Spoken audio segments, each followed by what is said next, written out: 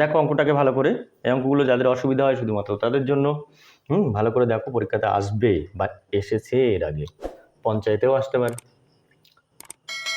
এখানে পয়েন্টের পরে দু ঘর আছে, তাহলে আমি বলেছি পয়েন্ট উঠে গেলে, মানে রুট উঠে গেলে, রুটের মধ্যে পয়েন্টের পরে দু ঘর আছে, তাহলে রুট উঠে গেলে ঘর সংখ্যা অর্ধেক হয়ে যায়, তাহলে 0.1। এখানে পয়েন্টের পরে দু ঘর, তাহলে 0.9। 9 কেন বুঝেছো? 9×81।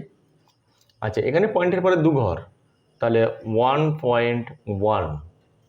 ঠিক আছে, এখানেও পয়েন্টের পরে কবার? 4 ঘর, তাহলে 0.03। বুঝতে না পারলে বলবে, কেন বললাম। এটা হচ্ছে পয়েন্ট বাদ দিলে 121, 121 মানে 11।